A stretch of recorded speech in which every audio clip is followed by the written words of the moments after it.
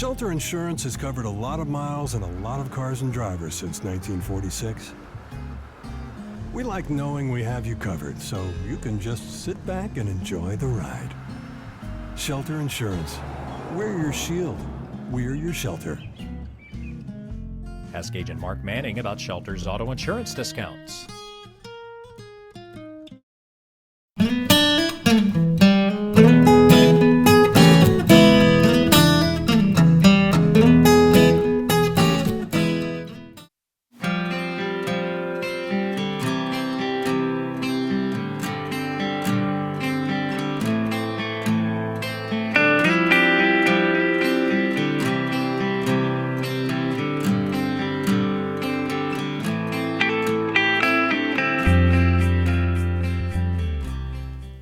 Welcome back to the program, Mr. Ted Hall, who is the Executive Director of White River Area Agency on Aging. And Mr. Hall, it's always my pleasure. Good to see you today, sir. Good to see you. Always good to visit with you all. So, you know, David, we're getting through the COVID. I think we're on the downside. You think? We're on the downside of that with that big mountain that we had to climb for a while, for sure. You know, I'm really proud of our employees at the White River Area Agency on Aging because I would be proud of them anyway because we've been in business over 40 years, David, and service, and it's long before I got here, but we just trying to continue to serve people. And this COVID was such a devastating thing to the country and certainly here in Arkansas. But, you know, we were able to work through all that. We worked every day, and we served the people that we needed to serve. And so that's what I want to really do the program today is just a tribute to our employees and that now that we're getting back to COVID, we still are serving people. We're still needing to hire more people. David, as we were talking before we got on camera this morning, is that we have several slots open, and they can call at 1-800-382-3205 or here at the corporate office at 870-612-3000, which is an easy number. If they're interested in employment, because we need good people, we need people that want to serve seniors and that they have a mindset of helping people, because that's what White River Area Agency on Aging is all about, is serving the seniors. And as you know, I go to Little Rock and I'm in Washington, D.C. because we're always continuing to be the voice for seniors.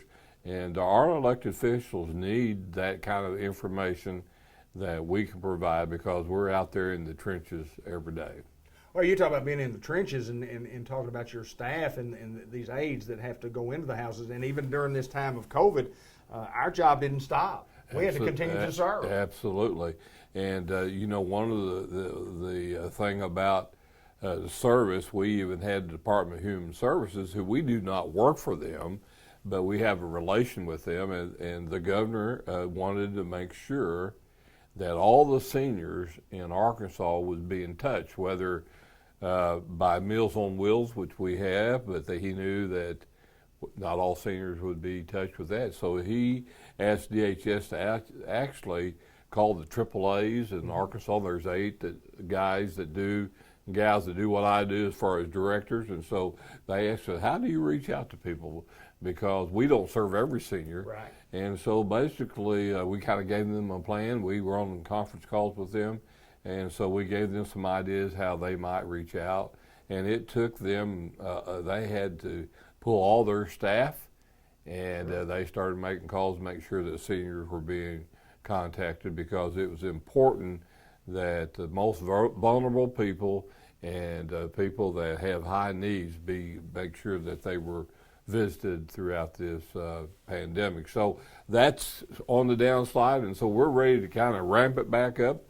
We need to hire some more people to come and work for us. We've got jobs and we've got people to serve. So really today, 2 things, David, is that we say attaboys to our folks that have been in the trenches all during this time, and then also the folks wanting to come and have a job. We've got great benefits here, and so if they like working with seniors and service, then White River is someplace they ought to look at. Well, we certainly encourage those folks who would even give it a thought, maybe who have never worked with seniors before, and you think, I've got a heart for that, group of people, and it doesn't matter how old you are. It just matters, do you love the senior citizens? That's a good point, Dave. Some of our best folks are folks that are over 50, 60, right. And a lot of those folks had worked in a nursing home or in the hospital where they had a set schedule. Well, with us, they can work 2 hours in the morning, 2 hours in the afternoon, and it's very flexible how we do that because our clients we serve are flexible.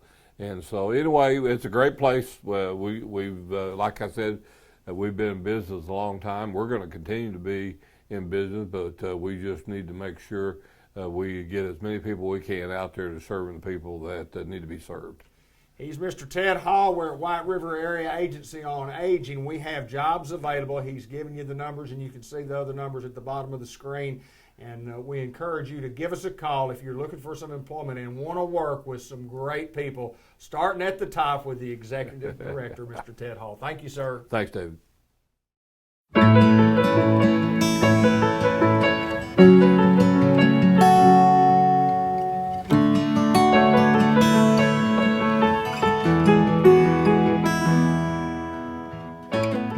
At the Solution Center in downtown Newport, Jamie Chapman joins us from Merchants and Planners Bank. And as always, my friend, good to see you, sir. Good to see you, David. And welcome to Merchants and Planners Bank, even though it wasn't just like recently that you got here. Tell us a little bit about Jamie Chapman. Well, spent most of my life in sales. Started banking in 2018. Got my feet wet in doing loan processing. Moved up to doing some small loans, and then now I do everything from a small unsecured to large commercial. So, tell me a little bit about growing up. You talked about Cave City, and I will say this before you do. He says he's the only guy from Cave City, Arkansas that does not like watermelon. Oh, we can't put that on TV. Yeah, that puts you at the top of the list. Yeah, we can't put that on TV now. No, I was force-fed watermelons when I was a kid, and now I'm just kind of over it. My wife and my kids love them, but I can drink a bottle of water and get the same thing. So. There you go. Tell me about growing up in Cave City and going to school there and an athlete. Tell us a little bit about that. Well, I tried my hand at basketball. I figured out I don't like running very much, so baseball was always my sport. Nothing ever really came natural to me. I was never the best player on the team. I ended up. I was on the team 4 years, played one, played for Coach Jamie King, who's one of the best people I know.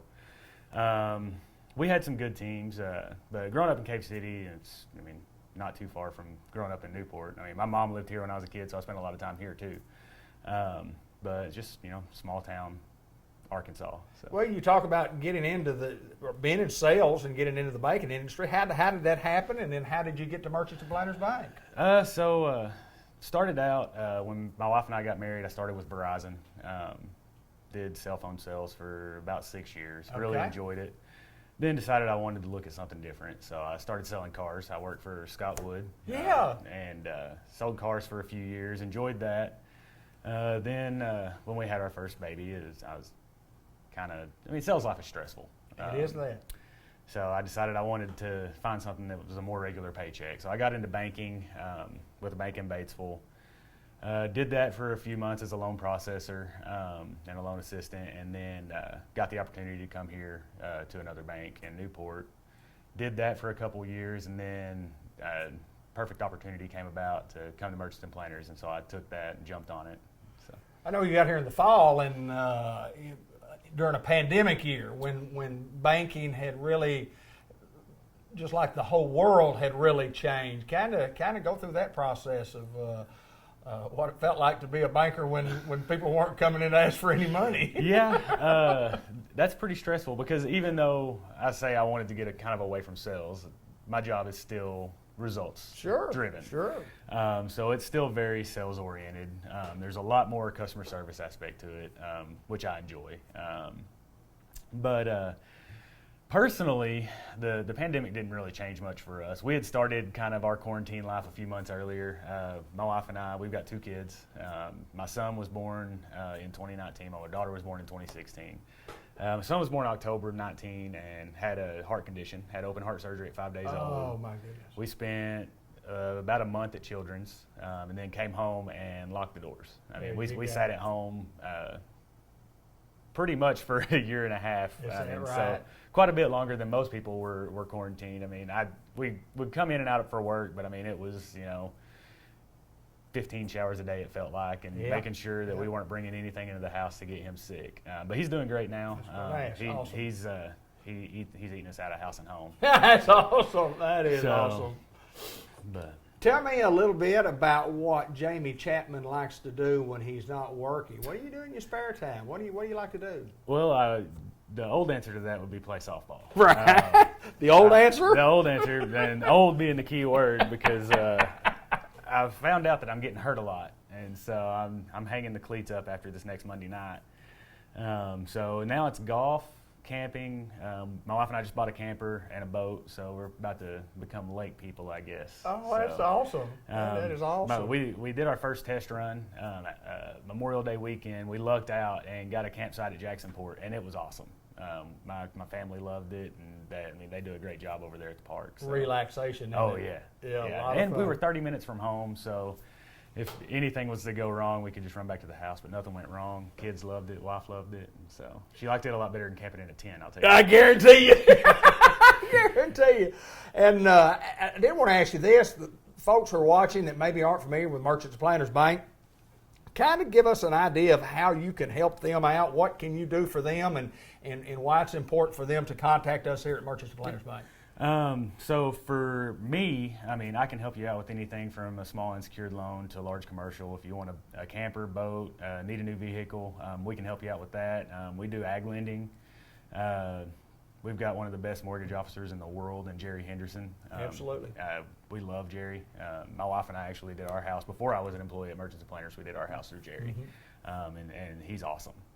So we service just about anything that you can want. We've got a great insurance office, and so anything you need, we can help you out. Well, we're not going to have watermelon today. We're going to retire from softball, but boy, let me tell you what, it goes down from hill. But the good thing about it, you're going to go downhill in life because you're just getting too old to do anything else. But you're at a great place to be going up in your life in a business standpoint, because you're at a great place at Merchants and Planters Bank. Absolutely. And now that I'm retired from softball, I can just sit back and watch Grant play baseball. There you go, my friend. Jamie Chapman, new loan officer at Merchants and Planters Bank. We're at the Solution Center in downtown Newport. We appreciate him taking time to join us. Thank you, sir. Thank you.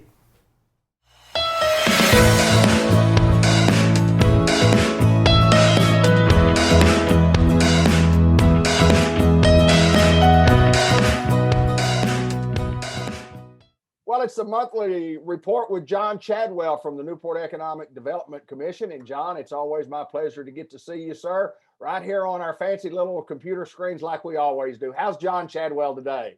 I'm doing great. How are you doing, David? Absolutely wonderful. A beautiful day in Newport, Arkansas. I'm glad to be alive, and I'm glad to be right here in this city. I don't want to be anywhere else but Newport, Arkansas.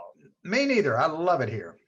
It's an awesome, awesome place to grow up. It's an awesome place to raise your kids. It's an awesome place to go to school. And it's awesome to get to visit with the head man at NEDC. What's going on, my friend? Everything happy down at NEDC?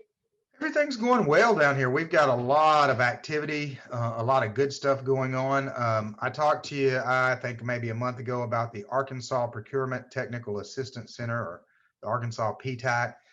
They had an office in Fayetteville, or still have an office in Fayetteville, one in Little Rock, and they just chose Newport as the location for their Northeast Arkansas office.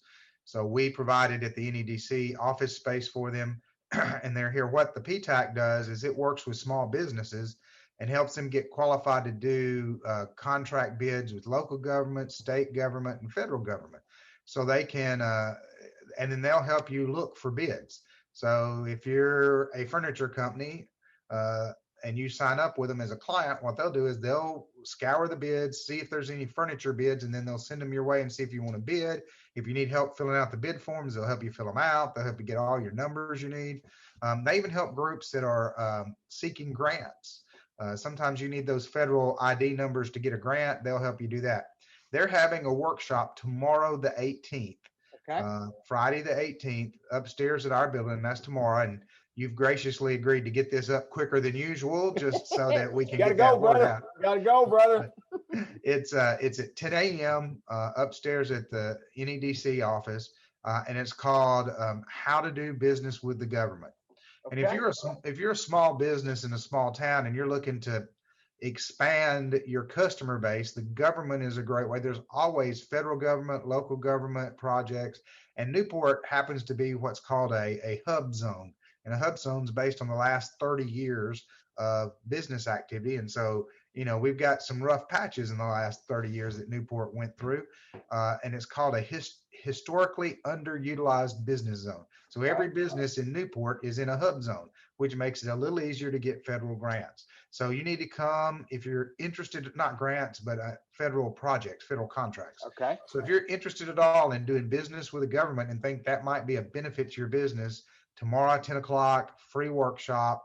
Deborah Garcia is the person who works here. And coincidentally, she's going to be the PTAC coordinator here. And she's decided she likes Newport so much, she's bought a house here, or put an offer in on a house. So she's moving here as one of our newest residents. So we're pretty excited about that project and about the workshop. Then if you're on the other side of things, if you're out there and you're saying, hey, I'm looking for a job, I know that on June 26th, this extra unemployment stuff runs out. We're going to go back to you only got so many weeks and all of that. We're having our job fair, our annual job fair here at the NEDC building on June 24th. It'll run from noon to 4:30. Right now, we've got about 19 companies that have set up to come. All of them are hiring. Wow. In fact, between those 19 companies, we've got just under 250 job openings in Newport and Jackson County. So, and that's not all the companies hiring people. That's just the people coming to the job fair. So, 200, almost 250 jobs in the county that are open right now for people to apply. And it's all kinds of jobs. There's going to be healthcare here. There's going to be retail here. There's going to be service industry here. We got manufacturing, several manufacturing companies that are going to be here. So there's just all kinds of jobs that are going to be available. They're looking for substitute teachers, bus drivers. If you want a job and you have a broad range of what you'd like to do, then it's going to be available here at the job fair, and you can come in and meet all of these people at the same time. So instead of having to run from this place to this place to this place to this place to this place, put an application in, you just come in here and you can put in an application one place, one time, and find the good job that you really want. The job fair has always been huge. It's always been big. So I want you to put this in perspective. In April, we in Jackson County had 5% unemployment. Wow. Back 15 years ago, we were at 13%, 11%, 10%, and we were in double digits a lot back then. April, we hit 5% unemployment, lowest we've had since the 1980s. There were 290 people on the unemployment roll in April. All right. Now, match that up. 290 people on the unemployment roll. At the job fair, we're going to have 250 jobs open. Technically, we got enough jobs to hire everybody in Jackson County that's on the unemployment roll. And it's been a long time since we could say that too. And so there's been a lot of work that's gone on by a lot of people who've made this possible, none less than the citizens of Newport who decided to invest in themselves, and if it weren't for the half-cent sales tax for economic development that invested in all the things that we've been doing, we wouldn't be in this position. In fact, we might still be at 13% unemployment. Right. But it's been a good effort, and we have seen the progress over the years. And people say, "Oh, it's slow." Well, it's always it's always slow growing a community, but we're getting there, and we're really beginning to see that we are going to not just reach where we were in the 80s, but we've got the chance to be even better than we were back then. And that's kind of exciting to me. It is exciting. It is It's just really exciting, and it's borne out in our retail sales. And one way we can measure retail sales is the sales tax collections. So as we look at the money that comes in from sales tax, we find that people are spending more and more money in the city limits of Newport, and that's a fantastic thing too, because that helps us encourage and recruit retail business. When they see more and more money being spent, then they're encouraged to come in and be part of the community. And it helps entrepreneurs who want to start up their own small business. And then if we can give them resources like this Arkansas Procurement Technical Assistance Center, we can bring in resources. We can bring in resources for industry like the Tech Depot that's going to train IT people. We do the Ignite program that ASU Newport does with our high school students to get them certifications. All of a sudden, we're seeing the momentum build where we're building a workforce for industry. We're building people who earn a good living for the retail sales and the retail community. In fact, the Rural Profile of Arkansas, it's a book put out by Cooperative Extension, put out every year, and they measure the health of a community, the education, they measure all of these things. And there are areas we still need to work on, and that's job security, having places to work. But there's areas we need to work on. But one of the areas that would shock people is the average earnings per job. So that's what do the people who work here make on average? And the average, according to the Bureau of Labor Statistics from the U.S. government, the average earnings per job in Jackson County is $52,800 per job. Wow, really? That's the average for people who work. Now, we also have a lot of people who, for whatever reason, don't work. They're retired. And so we have a lot of people who aren't in the workforce, and that brings down our median household income to lower. Right. But if you do average earnings per job, what do the people who work in our county make? We are the fourth highest in the state. Wow, that's awesome. We're behind Calhoun County, Benton County, Springdale, and Pulaski County. Okay. Yeah. But if you look at the counties around us, they're all $5,000 to $8,000, $9,000 per job lower on average earnings per job, which is also why we have a lot of people who commute in here, because they can find a higher paying job in Jackson County than they can at home. And so they commute here to work. And so all of this is working together.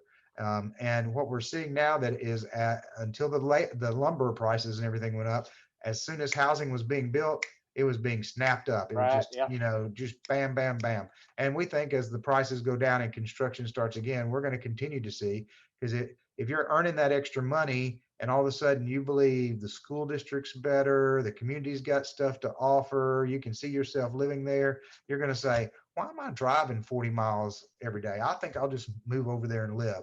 So it's really a great time to be in Newport, because we're seeing the benefit of a community that decided many years ago to invest in itself and take its future in its own hands, which most communities don't do. And so many of those communities that haven't done it are just slowly becoming ghost towns. And so we're really excited about what's happening.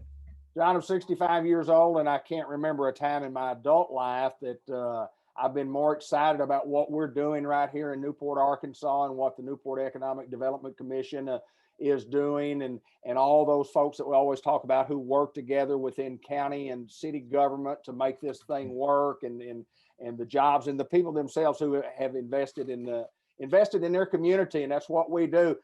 Just an interesting story. Larry and Linda Head, when Grant Black goes to Memphis, Tennessee, to play, he didn't have a place to live. He was in Springfield and went to Memphis and got a hotel for 2 days. And they said, "We got to find a place to live. They're full where the players are." And just happened to have a mutual friend who knew Larry and Linda Head, who are both from Newport, and they live in Hernando, Mississippi. And they took Grant Black in. And I talked to Linda, and I said, "Linda," and I've known them all my life. I said, "I'll be more than happy to pay how much I owe you." And she said, "David, you don't owe anything, because people from Newport, Arkansas, take care of folks from Newport, Arkansas. Bring him on and he can stay here for nothing." So that's what it's all about, my friend.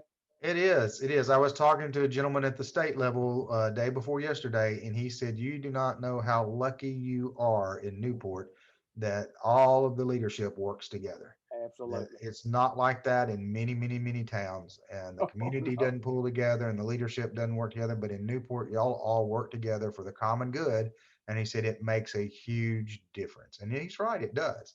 That everybody pulls together, and we're more like a family than a town. I totally agree. John Chadwell, that is great stuff. Lots of things going on. And don't forget about the workshop. What time's the workshop tomorrow? 10 o'clock tomorrow 10 morning. o'clock. 10 o'clock. All right, my friend. It's John Chadwell. He's from the Newport Economic Development Commission. He's the executive director. Thank you, my friend. Thank you.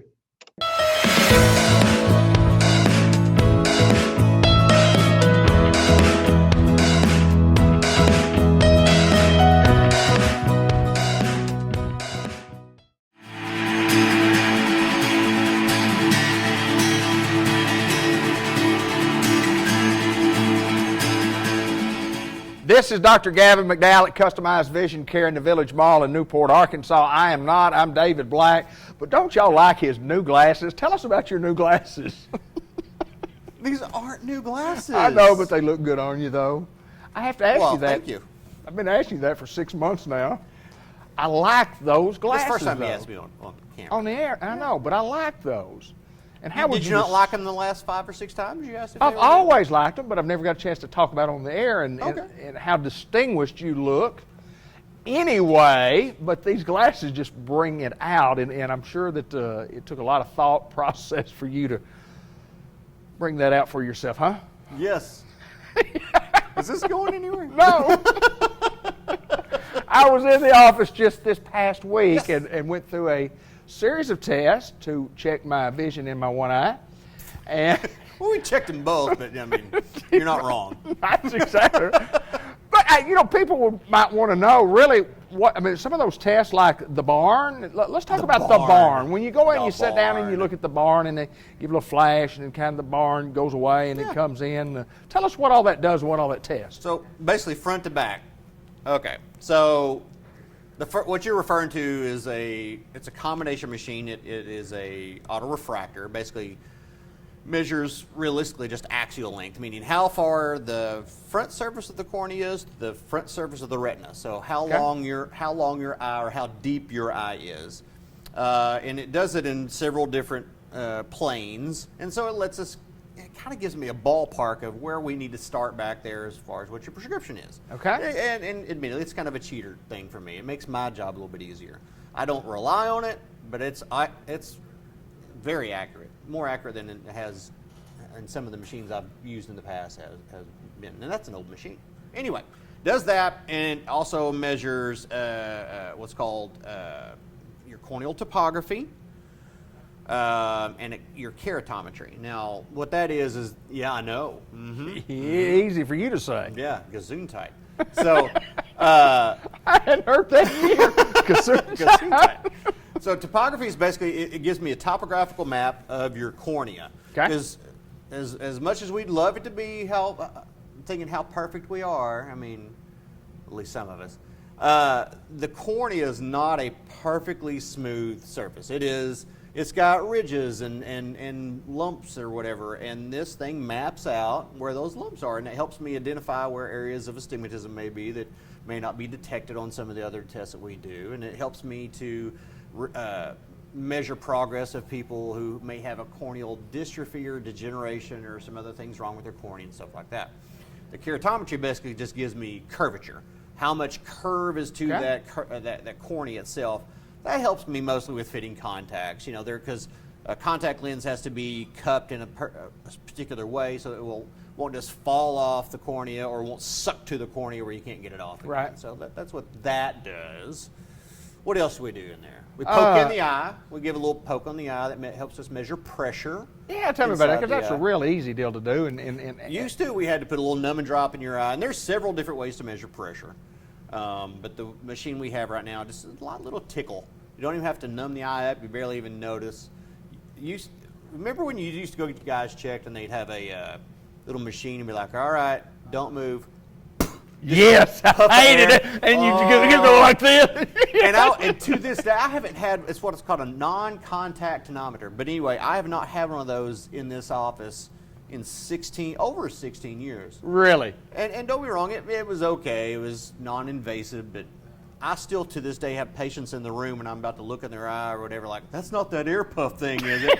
I swear, you could get one of those instead of a liver biopsy. That's exactly right. Yes, sir. But no, we measure pressure of the eye because there are dangers of having the pressure in the eye be too low or too high. Right. Too low, I'm not going to say the eye will collapse in on itself, but you will have some serious structural problems with that. But if it gets too high, that's usually what we relate to glaucoma, which can lead to vision loss and sometimes blindness if it's not treated properly. So anyway, that's the pressure thing. And then let's see, what else have you done? You've done the clicky game. I did the clicky. I love that. I lost. I scored that- a lot more in my right eye than I did in my left eye. I know that for a fact. You I got almost more got a points. high score in that eye. Did I? Yeah. Oh, cool, man. I was working on it hard. But that is actually a measurement of, and you nailed it earlier before we were talking about this before we got on there, was that it measures your peripheral vision. And that's kind of a simplistic way of thinking about it because it actually measures the sensitivity that your retina has. Because I could get you back there with a Q beam and shine it directly in your bad eye. You'd be like, yeah, I'll see it. But we're given subtle little flickers and flashes and just slight stimulation to see just how sensitive your retinas are. Because especially specifically in glaucoma patients, there are very characteristic field defects that can come from that. And so I want to know, is there any part of your retina not picking up light like it's supposed to? Right. And so it's boring as all get out. Oh, it is. Well, it takes a little while. It takes 5 minutes, but it's about 7 minutes per eye. That's the new version. The old version was as big as a refrigerator, and it'd be 15 minutes per eye. Oh, look. Oh, and I literally we would have to have a technician babysit the patient to keep them awake because it is boring. It is. Well, you got to concentrate on the one little dot in the middle. Look at the little dot. Blink when you want to. Don't look around. Just click the button when you think you see something. That's right. I think I just But it is such a valuable piece of information.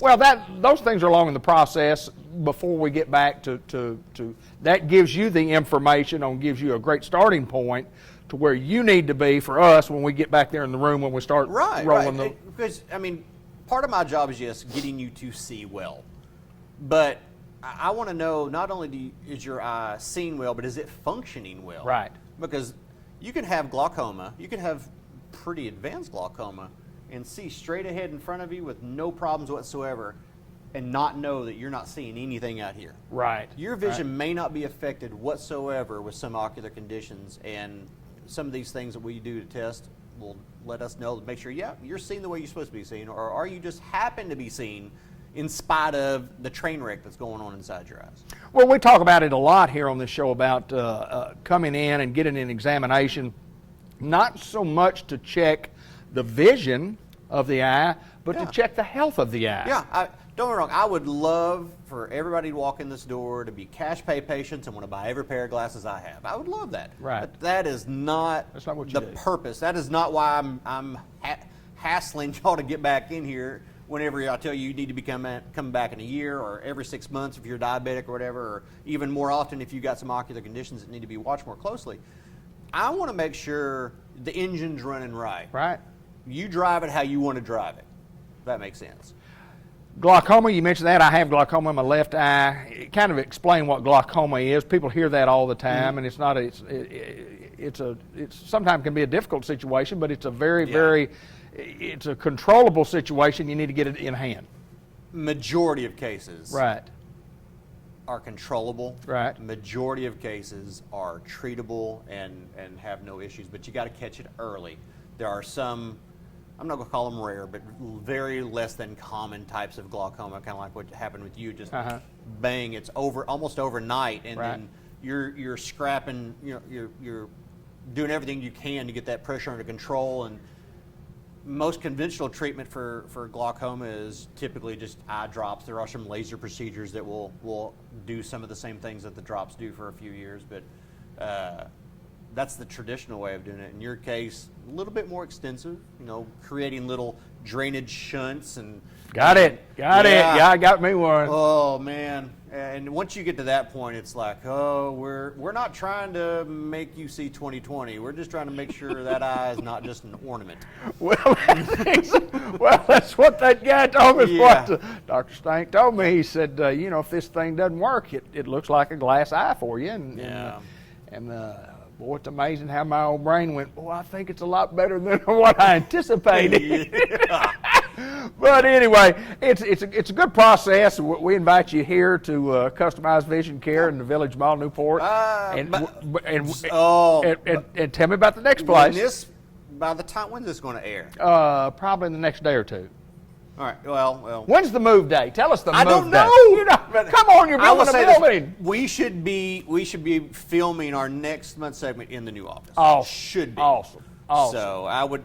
If we aren't moved in by the end of June, I'll be doing exams in the parking lot over there because I'm so ready to get moved. But yeah, we'll be in the new office very, very soon. And it's going to make the process of how when you enter just a lot better for us. It's like a circle, or a square. It's actually think more Cubert. Remember that game? No. That's it's an old video game. It's more diagonal jumps. Anyway. So you got a new place? Yeah, I got a new place. Yeah. You'll be better? Yeah, be better. Your next appointment may be in the parking lot across the street from where we are, but as of today when we film, we're still in the Village Mall. That's right. Dr. McDowell, thank you, sir. Thank you, man. Always good to see you, Fred. Oh, always good to be seen, not viewed.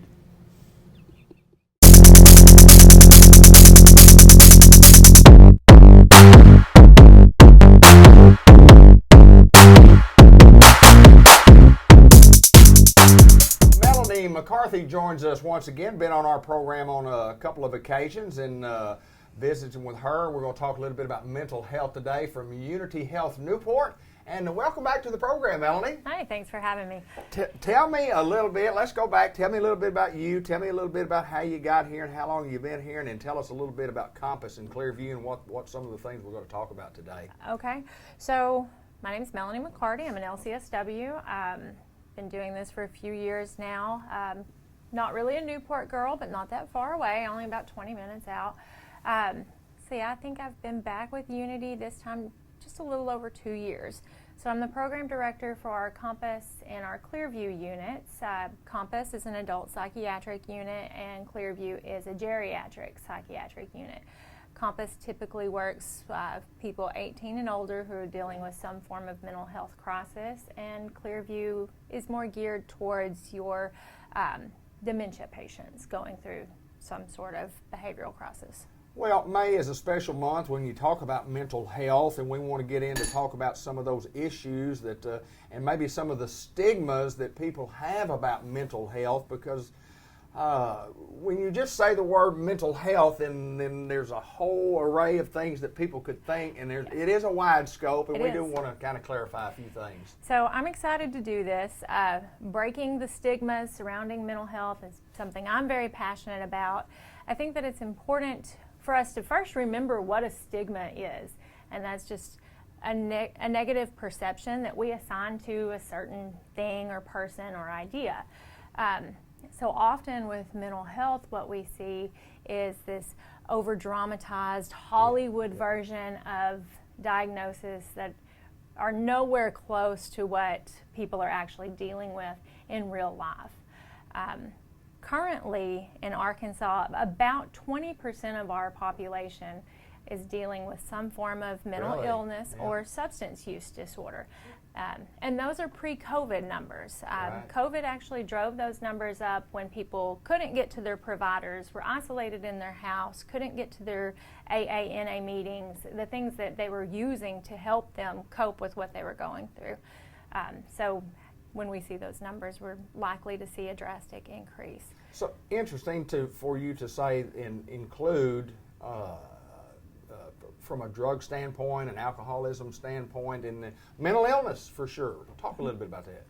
So typically what the most common mental illness that your family, your friends will deal with will be something along the lines of anxiety or depression or substance use.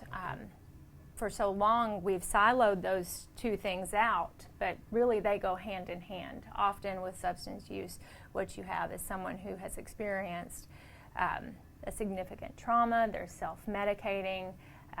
So it's very important to look at mental illness and substance use not as a character default.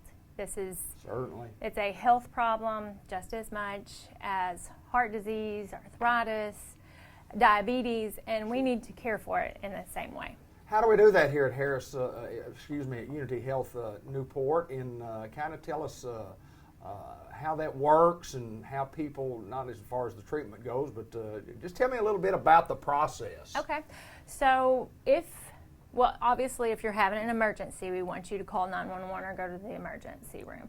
At that point, you'll come work with me and my team.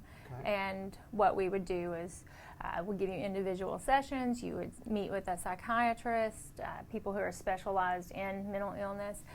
We have within the Unity system Clarity Health and Wellness, and the people working there are experienced therapists and experienced psychiatrists who are trained in an array of mental illness problems and situational problems. It could be grief, it could be divorce.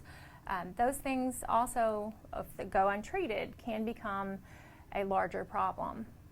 You mentioned about COVID and what COVID did, and it did force people to not get to be able to go to their doctors, and those numbers did rise, and I mean, it's amazing that it did that. Okay, Melanie, tell me about medical detox. So here at Unity, we have the New Vision program available, and that is a medical detox program for people who are coming off of alcohol, opiates, benzos, cocaine, and methamphetamine. So what they do is they help you safely get off of those substances and then help you get to your next step, whether it's a residential rehab or an outpatient type rehab setting, whatever is appropriate for you that will suit your lifestyle and your needs. Big need for that everywhere. So if somebody needs help, somebody needs to see you guys and maybe to reach out to y'all, how do we do that? Of course, we'll run the numbers, the phone numbers at the bottom of the screen, but just how do we get in touch with you guys? So, I'll give you the phone numbers, okay, obviously, but you would reach out to the Clarity Clinic. Recently, we've been able to acquire a person their role is peer recovery support specialist. Okay. She's here in the community, and her job is to encourage and support people as they determine their next step in the recovery process, and I'll include her number for you as well. You can call up here anytime and talk to her, and the neat thing about her is she's also in recovery, so she's kind of walked that walk. She's been there, and she knows the steps that somebody may be facing as they're dealing with and overcoming substance use issues. Well, it's something good going on at Unity Health Newport. It's something that's very, very important, and we've had the program for a little while now, and we're really not only established, but it's going well, and we're here if you certainly need our services. Melanie, thank you so much. Did we cover everything that we needed to cover? I think we did. Thank you. Thank you so much. We appreciate you, Melanie.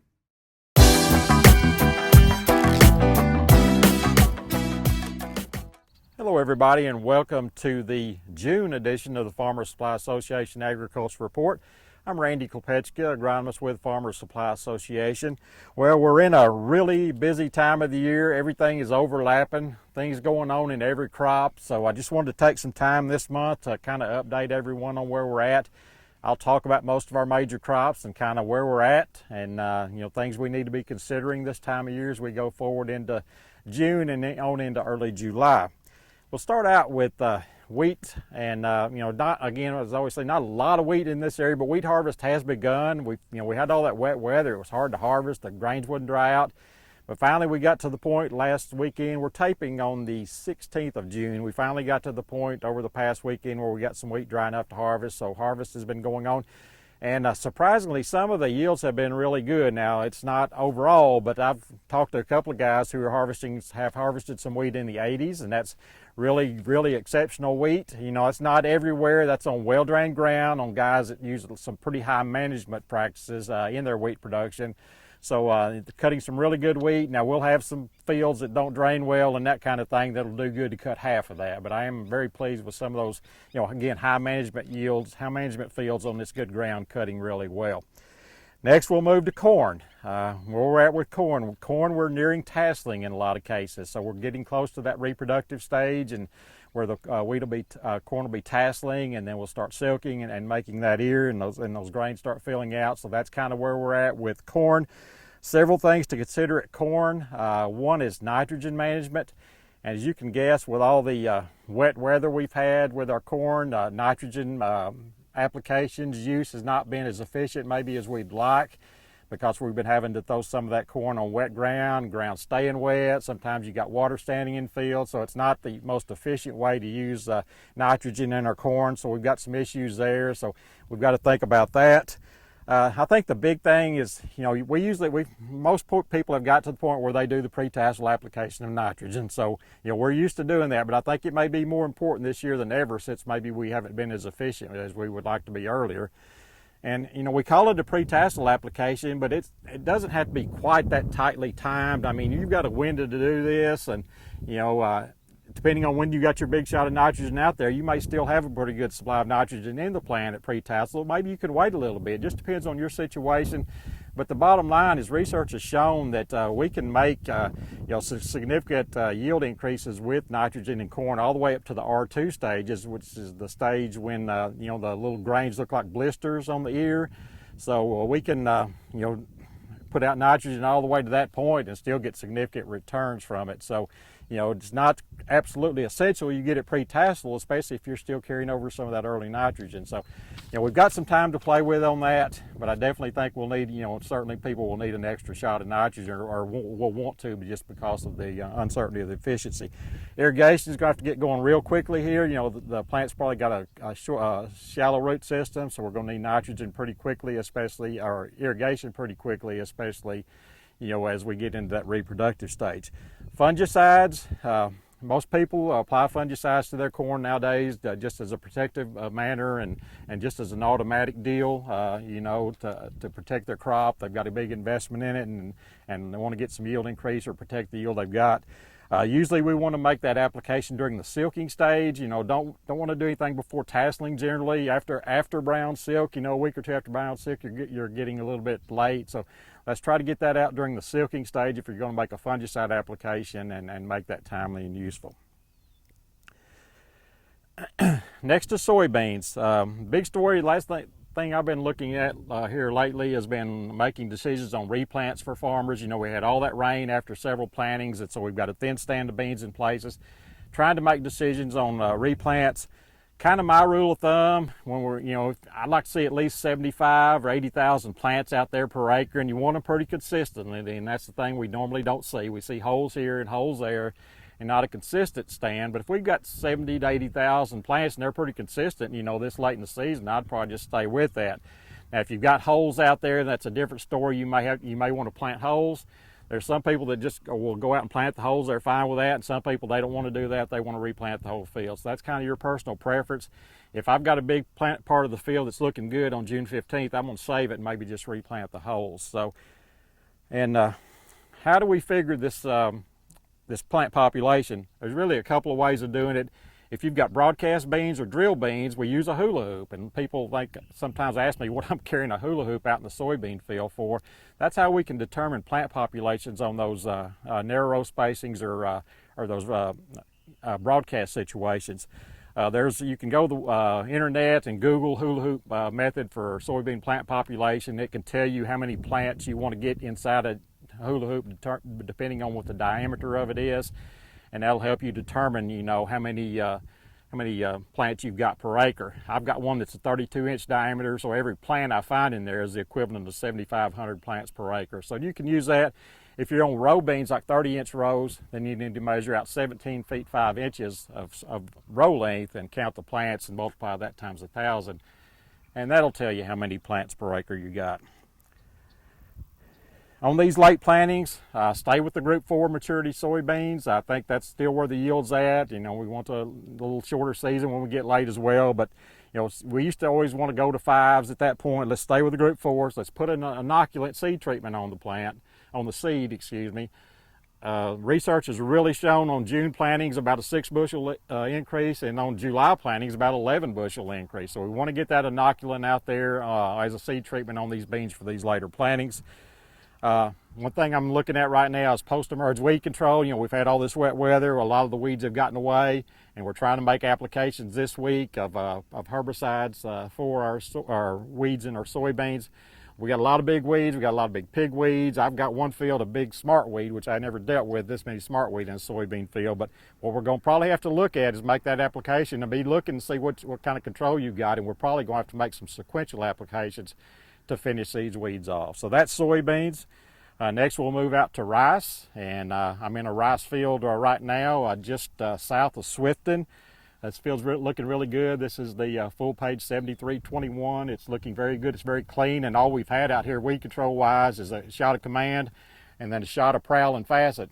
I always talk about that overlapped application of herbicides for our rice crop, and that shows how well it's worked right here. Again, just Command followed by Prowl Facet, and we're pretty much as clean as you can get in this field, so it's looking really good out here. Things we're looking at in rice right now, we've got a variety of stages. We've got some rice that's not flooded up yet, and we've got some like this field here. The internodes are starting to move. We're between green ring and half inch, so we're getting into that reproductive stage on some of this earlier rice. The things we're looking at right now are trying to get these fields cleaned up where there's weed issues, and also nitrogen management.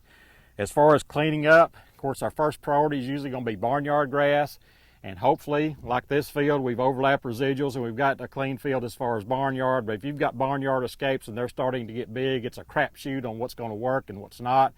We have issues with hot temperatures. These herbicides don't work as well. Also, lower humidities. We don't get the contact and coverage that we would like. So a lot of issues with trying to apply post-emerge grass herbicides in these, salvage situations. So it's, again, it's a crapshoot. If you got to do something, I look at several choices. A regiment's usually my go-to on bigger barnyard grass. It seems to do a good job, especially if you don't have ALS resistance. Now, if you got ALS resistance, you're probably not going to get anything out of the regiment. But regiment's kind of my go-to. Clincher, sequential applications of clincher, higher rates of clincher. Sometimes they'll get you some suppression. It's usually about what you can expect out of that. A lot of people are disappointed in clincher, but we never have used it right. But I think if we use it right, at least we can get some suppression in a lot of these situations. Rebel X, which is a combination of clincher and grass, also can be good in these salvage situations. So that's some of our choices. Again, don't hold your breath on any of these choices this late in these salvage situations. Black seeded weeds, our coffee bean, our indigo, or morning glory, we want to control those so we don't get docked at the elevator. 2,4-D is a great choice especially for the morning glory and the coffee bean. And also we've turned to 2,4-D in a lot of our flat sedge situations. It does a pretty good job if you missed the flat sedging with other possible controls. Then 2,4-D might be your option right there. So think about that. Also, I love propanil grandstand. It's good on all of the black seeded weeds, indigo, coffee bean, and morning glory, so that's a good choice right there. With these herbicides, especially with the 2,4-D, we got to make sure with the plant board it's legal through all the plant board regulations to apply it where we're at and in the situation we're in. And also, of course, be aware of your surrounding crops because we don't want to damage other people's soybeans or other things as well. So be careful with those, but those are kind of go-to herbicides in these situations. Finally, nitrogen management. It's time for that mid-season application on the conventional varieties. Again, this is a hybrid here, so we're going to wait and make a boot shot on this. But with some of our conventional clear fields, with our Diamonds, Titans, Jupiters, and those kinds of varieties, we want to make that mid-season application. We want to wait. If you put a normal big shot of nitrogen out there on these varieties, then we want to wait at least 4 weeks before we put that mid-season application, provided we got efficient use of that big shot of nitrogen. And we started doing this a few years ago because what we've learned is that that plant is still taking up that pre-flood nitrogen as much as 4 weeks into that application. So we've got to just wait till it's used up before we apply any more. Otherwise, that mid-season shot may be wasted. So we want to wait at least 4 weeks make sure that joint's moving. We're at least, at the green ring to half inch before we make that mid-season application. So that's kind of where we're at with our crops at this point. Again, we've covered wheat, corn, soybeans, and rice, and the crop's starting to shape up pretty well for all we've been through. I'm pretty happy with the way things are starting to shape up. Sunshine and warm temperatures make all the difference in the world on a lot of these things. So we're shaping up, and hopefully when I get back to you in July, we'll be looking at a really good crop that's all in the reproductive stage. This has been Randy Kulpechka with your Farmers Supply Association report for June. Merchants and Planters Bank was founded in 1946 by farmers and business owners because they needed a community bank that knew them and understood their business. A lot has changed since then, but Merchants and Planters Bank is still employee-owned and operated, and we're still committed to knowing and understanding the needs of every customer we serve. Great rates, fast turnarounds, and experienced local bankers ready to work for you. That's why you should choose Merchants and Planters Bank. Stop in any of our 12 locations or contact us at mnpbank.com.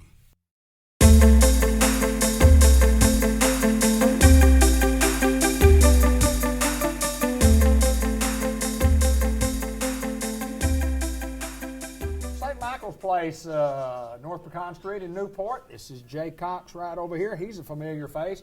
And this gentleman here is a familiar face, Dr. Roger Green. Jay, good to see you, my friend. Good to see you. Good to see you. We bring the status quo to a high standard here today to get to visit with Dr. Green. It is. It is. And everybody thought he was retired, but we've got a secret to unveil. Yeah.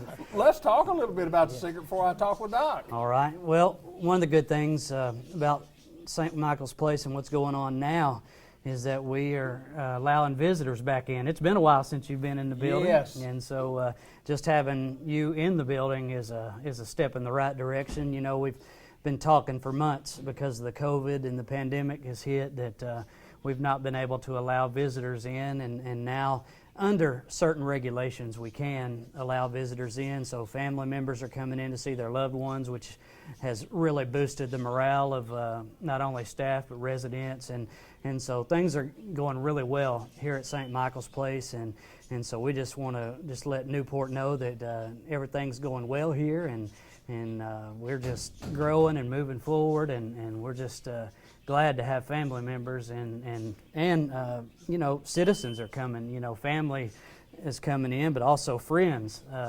People that haven't come in and seen their friends in a long time are also able to come in. So not just a blood relative, but also friends can come in as well. So, and there are certain regulations. We're following social distance guidelines, with the exception of us sitting right here, and that's kind of funny. But we're social distance. We are somewhat, but also. We check your temperature at the door and different things. So we are following some regulation rules and things, when you come in. But you can come visit, and so that's a big plus for what's going on here. Right now, there are no COVID cases in the building, and so that is 100% a good thing for us, and so we're excited about that. So things are looking up here. One thing that is really good for us, and you don't see this in a lot of nursing homes and rehab centers, is we now have Dr. Green here full-time on staff, and he has an office here and an exam room here, and so we are very privileged to get to have him with us. And so he's semi-retired, I guess we'd say. And so I'll let him talk more about how much he's here and what he does and things like that. Everybody knows Dr. Green, and so we are privileged to have him here with us all the time. Dr. Green, last time I visited with you over at the hospital on your last day, you told me you wanted to continue to work, and here you are. Still working. So tell me about it. Tell me how's it going, and tell me what are you doing here? I enjoy it a lot. I come out here every day. They have me in office here, and they hired my wife to work with me, keep me straight. Yeah, they hired her. They hired her to take care of you. Yeah, right. And so I enjoy coming out here. I've been on the staff here since it opened in 1964, I think. Been seeing patients out here for a long, long time, and this first time you've been a full-time doctor here, I mean, that's a little change, but I mean, tell us about a work day. Tell me what your work day's like, because I know you work all the time when you work. I come in at 8 every morning, and they have me a nice office here, and I can go to the office and I can see any patient that needs to be seen, or I can read or watch TV back there in my office too. We set him up right. I guarantee you. It's very comfortable. You could take a nap back there, but I don't do that. Doc, you've spent a lifetime, and you said you've been here since 1964 taking care of patients. You've spent a lifetime, and I think most people know that you. I mean, you've been here. You know, you've taken care of me for millions of years, but there's a lot of folks that you've taken care of, depended on you and your staff, and you continue to do what you love. Talk a little bit about your love for taking care of people. I really enjoy what I do. I always have, and I'm thankful that I'm still able to practice, and I appreciate the nursing home giving me an office here, and I can come to work every day and work. Come in at 8 o'clock and stay all day, just like I have for a long time. Yes, sir. Well, I know when Doc first sat down, I said, Doc, now that I got you here, I got a few questions I need to ask you, just like this is a doctor's visit. Need a little advice here. Yeah. Need a little advice. You've given a lot of advice to a lot of people over the years. And I've enjoyed it, and I hope I can keep doing it for a long time yet. Jay, a big plus for St. Michael's Place, no doubt. Talk about that. Yes, it is, and they come in and they round every day that they're here, and I know at least Monday through Friday I see them. I'm off on the weekend, so and it wouldn't surprise me to see them up here on the weekend as well. But they're here and they're making rounds, seeing patients, and that's just they were readily available when their practice was down the street. Anytime we needed them, they were always readily available. Dr. Green is our medical director and has been for some years. But now that they're here, any question we have is just right down the hall. Or if we need something, if there's a resident that's facing something right away, he's right there. It's an added security having a doctor right here in the facility. And like I said, most nursing homes don't have that. And we're privileged here in Jackson County to be the only home that does have that. And so St. Michael's, we're solid, we're here, not going anywhere, and it's a privilege to have Dr. Green with us. Yeah, no doubt. And you said they have a doctor, and then you mentioned you've got the doctor. Yes. You've got the doctor, yes, sir. Yes. Well, Dr. Green, congratulations on your new endeavor, and I know you'll do great. I know that the facility will love you and Kathy both being here, and I know the patients will love the care that you provide them. Thank you, sir. You're welcome.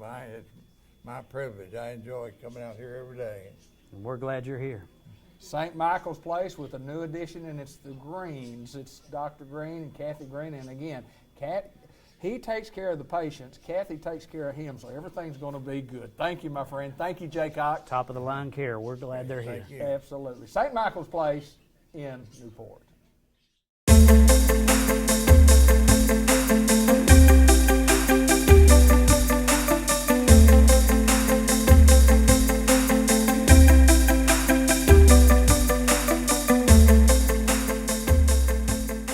Great pleasure to have Coach John Bradley in the studios today to talk about his new position over at Newport High School as the Newport High School principal. And John Bradley, Thanks, good to sir. see you, sir. Yes, sir. Good to so, be here. Coach Bradley, I guess is still okay? Oh, yeah. Mr. sounds funny. It does sound like that's your my dad. That's my That's your dad, isn't it? Yeah, he even calls me Coach. So That's exactly right. Once coach, always a coach, Congratulations on the new job assignment. Tell us a little bit about that and how that came about, and we'll talk a little bit about what's going on. And it's been a hectic summer, I know. Yes, sir. It's been really busy. They're, right there at the end of the spring, Miss Kane ended up leaving and going to Pangburn to take the principal's job there. And so, school board and Mr. Bunch gave me the opportunity to be principal, and I'm enjoying it. I love doing that anyway. I never thought I'd do anything but coach, but I love the administration side of it, and I like the part of supporting our teachers and for the faculty, and also getting to know every single kid we have, which is a little different than when you're coaching. You deal with a certain group of kids, Sure. and then just the ones you have in your classes. But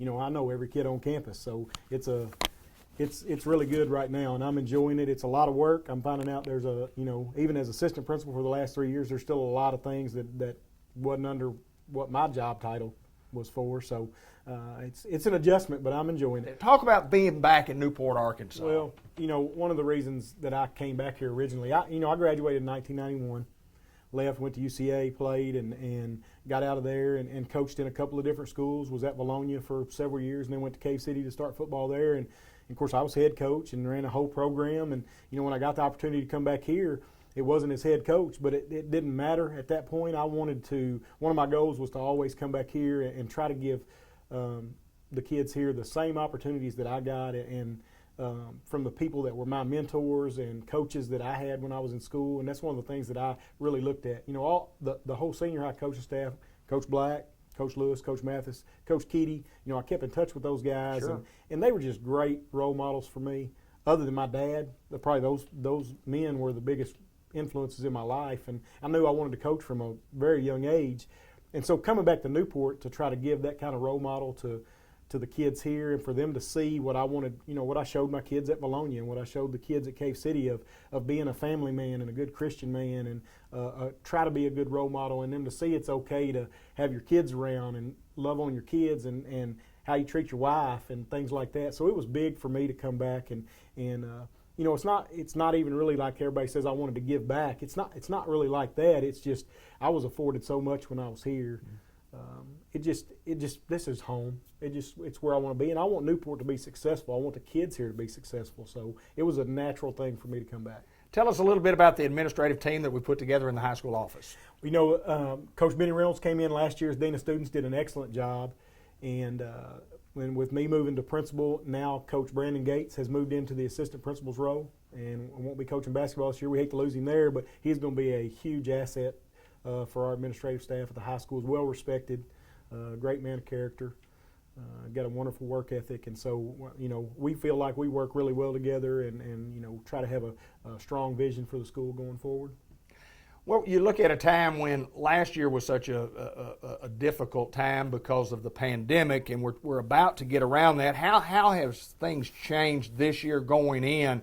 Going to be a little bit more lenient, I guess, on everything that we do, and it makes. I would think that would make everybody at ease a little bit. Yeah, with all the restrictions we had going into last year, and just all the uncertainty of how things were going to work out, and with the virtual side of it, and everybody jumped into we're going to do virtual, and this is how we're going to have to approach this year, and then it turned out kind of everybody got a real reality check on this is not the best option for us, even though, and I'll be honest, our school district probably had.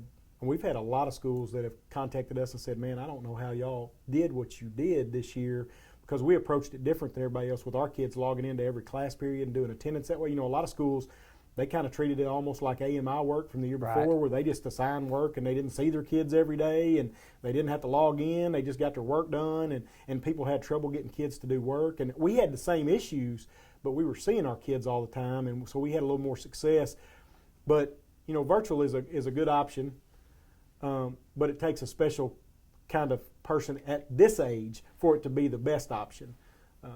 College, when you're paying for your education, is a little different. Yes, sir, it is. Because I'll show up if it's my dollar. Yes, sir. Yes, sir. And with parents having to work and not being able to stay home and make sure their kids are online, and then we get parents all the time that contact us with, well, I don't really know what I'm looking at, or I don't know how to check their stuff, and so it was an issue, and we were all working through it at the same time, but being able to ease back on that and knowing that we're going to have all kids back on campus, we'll still have a virtual option, but it's going to be really limited to very, very high-risk medical reasons. Okay.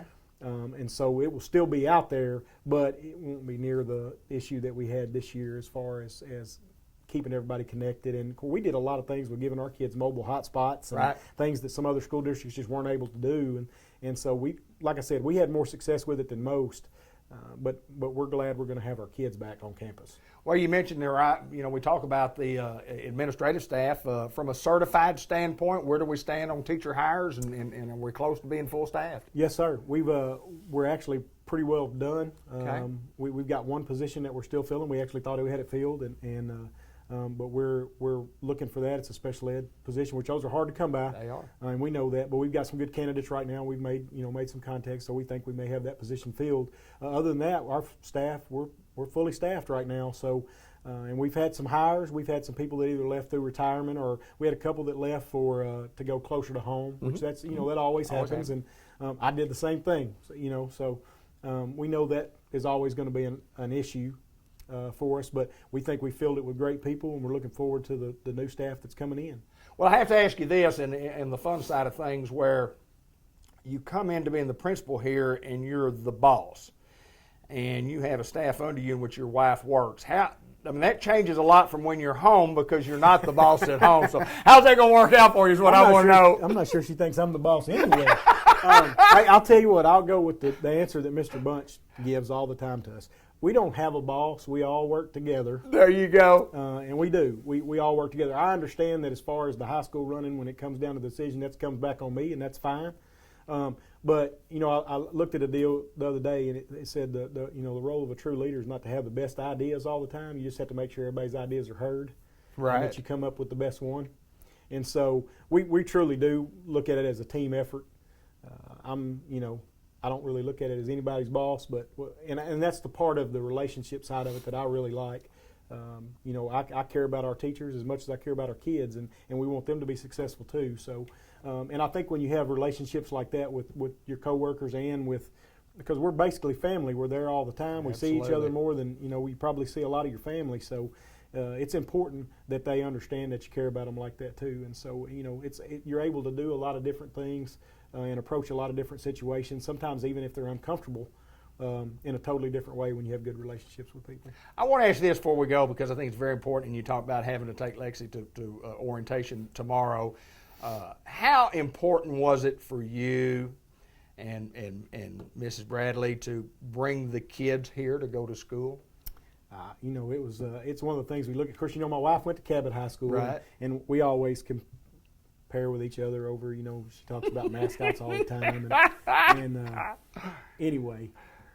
It was a big thing for me to have my kids come back here and to graduate from here, and my daughter excelled and did very well, and I'm extremely proud of her, and she's got a great work ethic, and that's going to take her a long way. But to be able to have her be a Greyhound, and when she got her letter jacket, it was something special, and then for me to be able to give her a diploma, it was something special, and so I'm looking forward to doing that with my son, who's not too far behind. Right, I know. Which is hard. But it's probably getting Mom worse than me right now. But he's fixing to be a junior, so it happens fast. And but we're enjoying every minute of it, and we love being Greyhounds. Well, again, congratulations on being named the Newport High School principal, and I know you have you've hit the ground running. It's an awesome responsibility, but it's an awesome place to work, and I wish you the best of luck. Yes, I know sir. that Newport High School is right forward, straight ahead where we're headed, my friend. Thank you, Coach. You bet.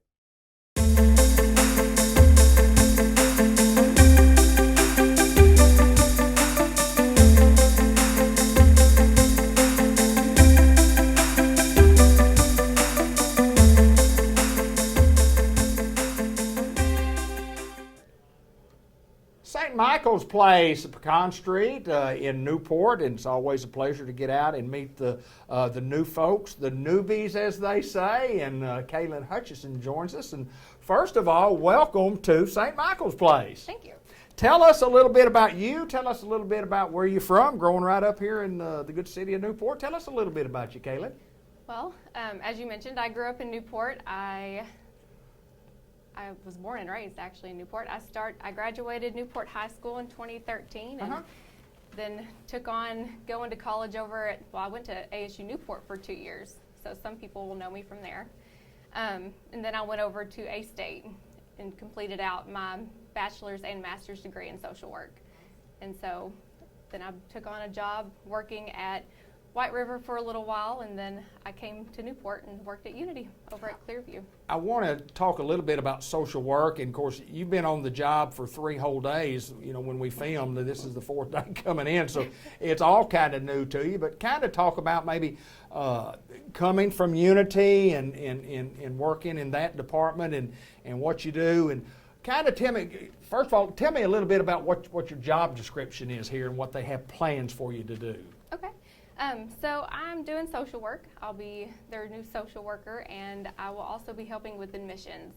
So I'll be doing kind of both there. and getting people in and also helping them with any troubles they have while here.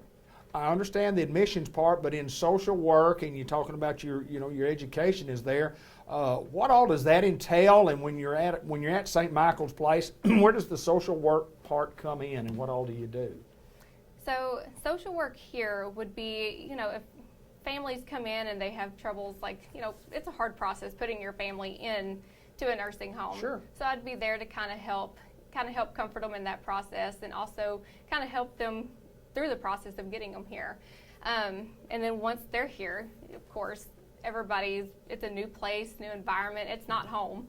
So, it's going to be their new home, but it's not where they're originally from. Right. So I would go in and just kind of comfort them to help make this their home, to help them to be more comfortable and be at ease, and also just to kind of start getting them out and about doing activities and different things, and making sure they're at their best here. Well, I do know in the past when we've talked to people that have been in this position, and so it's a very challenging position because it's dealing with a group of people who have needs and have needs on a daily basis, and like you say, or they wouldn't be here. But tell me about your first 3 days. What's going on in your first 3 days? I know it's a learning process for you, but I know you're looking forward to it. Oh, it's definitely a learning process because everything's different. I'm used to a hospital setting. That's where I pretty much came up in my career. So I'm really used to hospital settings. So getting here has been totally different. Different style of paperwork, different atmosphere. But I really do enjoy it so far. So I'm really excited to continue learning on what I'm going to be doing and getting to know some of the residents more. Well, I do know that it's a great place to be. It's a great place to work. I know that you're going to have a great opportunity to learn and grow and develop. And before we go, I do want to ask you this. When you talk about the differences in working in a hospital compared to this, the correlation is that you're dealing with people, and that's the most important thing, I would think. Yes. Talk about the people and your lack of people and what that means to you to be able to work with these people. Well, I've always just been a easygoing person who just wants to help. I've always loved helping out everybody. So that's what drew me to social work. And so, and I just feel, with the geriatric population, it's a very overlooked population. Yes. And that's where I want to come in and be a voice for all the geriatric folks, because they have kind of grown on my heart. So at the first, I will be honest, I was a little skeptical of working with geriatrics, but as I got older and started doing it more, I actually really enjoyed it and kind of found my calling. Much love for that group Yes, of people. There's no doubt. Kaylin, we appreciate you so much for taking time to join us here on the Business Spotlight. We're at St. Michael's Place. She's the new social worker. And let me assure you, it is a job that not anybody can do. And good luck to you. And thank you. I hope we get to interview you again down in the future, and we can kind of find out how your weeks and months have been going. Yeah. I was going to say, yeah. Congratulations on being the newbie on the block at St. Michael's Place. Well, thank you.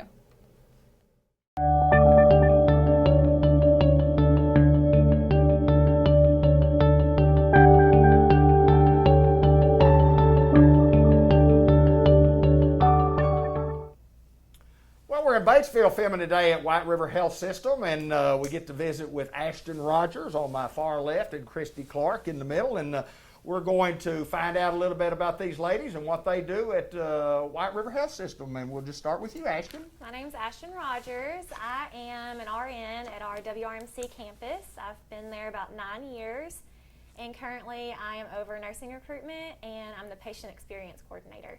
Christy, tell us a little bit about you. I'm Christy Clark. I'm the employment coordinator. I've been with White River Health System for 6 years, and I basically do the recruitment for the ancillaries and the other positions, and also do the onboarding. Well, we're here to talk about opportunities at White River Health System for employment. What can y'all tell us about what opportunities are available? So many, when they think about the hospital, they think of healthcare related fields, but we have a diverse opportunity at the hospital, anywhere from barista, dietary, EVS, construction, maintenance, lab, registration, reception, the list goes on. And then of course we also have nursing services. Well, anytime you talk about job opportunities and everybody always looking for good employees, And one of the things that employees are always looking for is a good job opportunity.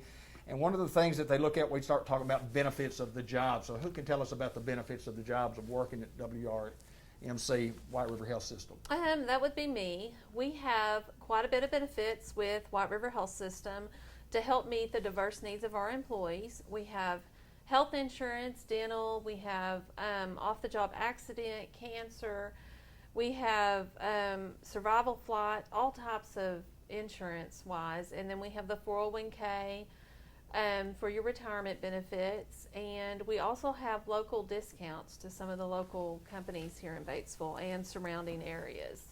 Lots of nursing positions available here, and we certainly want to pass that information along. Yes, so we have patient care tech positions. We also have CNA, which is a certified nursing assistant and certified patient care tech. We have LPN, RN. Our shifts are 7 a.m. to 7 p.m. and vice versa. If you're interested in the ER, we have some mid-shift opportunities. We have full-time, part-time, PRN, and currently we have a PRN-RN agreement, which is $40 an hour. And this position is more flexible than a full-time position, but you do not get the benefits that Christy mentioned. Clerical positions available also? Yes, we have options for clericals that's available in our patient access department, central schedulers, patient access representatives. It's available for all shifts. They are all full-time positions, and they're also available at different areas, like Cherokee Village or Batesville or Mountain View. Well, kind of off script a little bit, just to ask, not part of what we planned on asking, but what's so good about working at this place? Why would you encourage someone to come to work here? Personally, I started as an RN floor nurse right out of school. They really have assisted me in growing, becoming a manager of our behavioral health units, becoming the patient experience coordinator. So I would say growth opportunities for sure. And then it's just a family atmosphere. It's a smaller hospital. So you know everyone, you're comfortable with everyone. So that's why I choose to work there. Christy, she mentions about knowing everyone, and you both of you girls, Batesville Pioneers, so y'all know most everybody in town. Kind of tell us what's been fun for you, with your job. Why would you encourage somebody to come to work here? I love working here. I come here about 6 years ago, and when I started, I had a broken leg, and everybody come together as a family to help me around, get to know things. Also, as a team player. I mean, everybody works as a team. Mm-hmm. There's a lot of engagement opportunities that we have here. We have little committees. We do fun stuff too. We had a fun truck food day not too long ago. Mm-hmm. So anyway, we just have lots of fun things to do and fun place to work. Mm-hmm. Good people to work for. Good people to work with. If somebody is interested in procuring one of these positions, how do we go about doing that? You go to whiteriverhealthsystem.com/careers and you fill out an application online and you can submit your resume with it. If you have any questions, you can contact me in HR, Christy Clark, at 870-262-6145.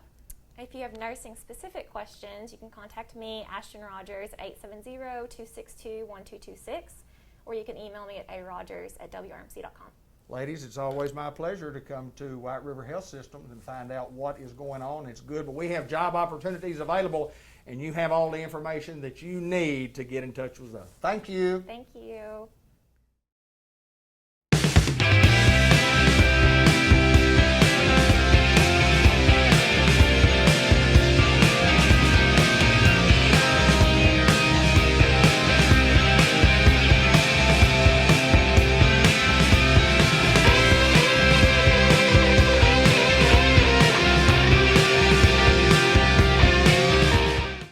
Well, what a great pleasure to have in the studios today Ty Ferguson, who is the new head boys basketball coach at the Newport Greyhounds. And my friend, it's always a pleasure to get to meet somebody new that's coming in and wants to be a part of Greyhound. Tell us a little bit about you, sir. Man, I grew up in the Conway area, went to school in Greenbrier, graduated from UCA in 2018. Got my basketball start in AAU with the Arkansas Wings Elite, where I actually coached. My very first team had current Arkansas players Devontae Davis and Connor Vanover. So, funny story, I had the 8th grade group, and Devo Davis was a 6th grader. starting as my point guard on the 8th grade team. Really? So I've known for a long time that he was special. Razorback fans are finally getting to see that in person, and I think before it's all said and done, I think he'll be one of the favorites to come through Arkansas. And that's trending that way anyway. But got my start with the Wings. The Woods ended up taking them over. I got 2 national championships with them and a national championship runner-up on CBS Sports back in 2018. And that was all before graduating college. Graduated from UCA in 2018, and then got my start in school ball at Cabot. Okay.